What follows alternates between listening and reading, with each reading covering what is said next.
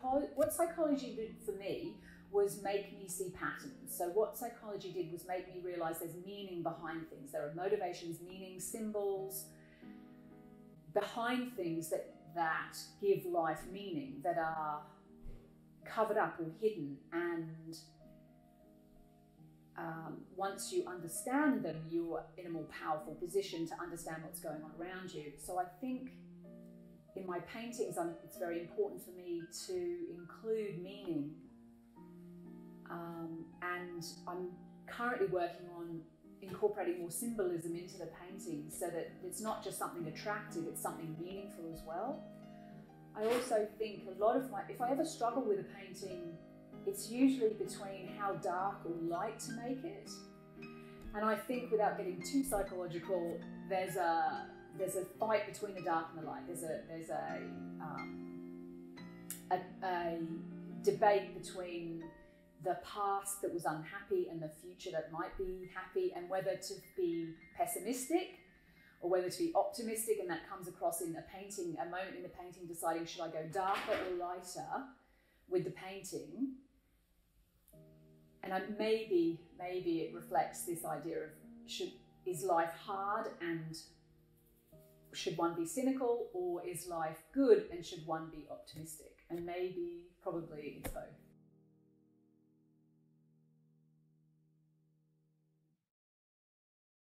I started painting still life, and I think a lot of people do, because the thing sits still for long enough for you to paint it. So if you paint a bowl of oranges, it can sit there for days for you to get it right. But I quickly moved on to people. I think I've tried landscapes, they don't interest me. People keep seeming to be what I want to go back and paint and what I want to get good at. So people are the hardest thing to get right. A face is, you have to be extremely correct for other people to recognize a face as being what it should look like. So painting people is a challenge that refines you as an artist. It improves your ability to look and translate what you see into an idea that then goes through your hand onto a piece of paper. So I like painting and drawing people because I know that it improves me, but I also think they make very interesting subjects for paintings. I think other people want to see paintings with people in.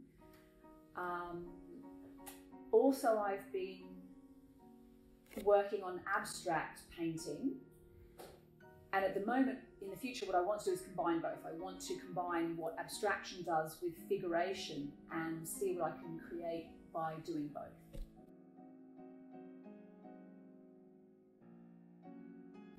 I think oil painting, because it's traditional, so I'm fairly a traditional person, a little bit old-fashioned maybe.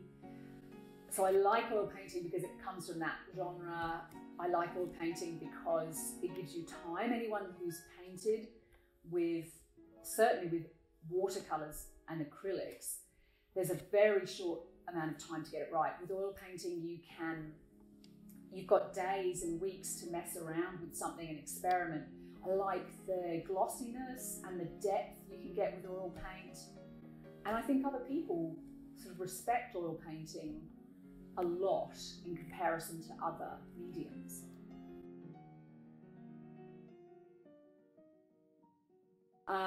So I think the first person who really stood out profoundly as an artist was Mark Rothko. He's an abstract expressionist from the 1940s and 50s, the New York School in America, and his paintings are the first ones that made me realize how incredibly profound a painting can be. I mean, his work is so powerful, it almost forces you to respond. So that's the moment where I think it dawns on you, wow, painting can be profound. It's not necessarily about being pretty. I like a more contemporary inspiration is Cecily Brown. She does this idea of sort of combining abstraction and figuration, but I really like her attitude. When I've seen her in interviews, she does a lovely job of explaining her paintings. She has some interesting ideas about composition and subject matter that I found really inspiring and really directional. In terms of perhaps something a little bit more classic, I think it's John William Waterhouse.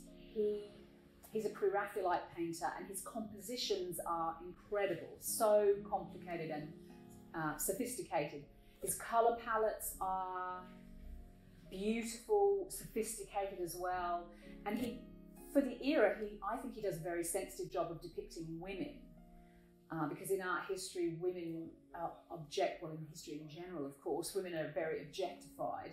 But I think he did a very good job of being sympathetic towards women as a subject rather than over-sexualise them or over-objectify them. So those people at the moment I really find inspiring.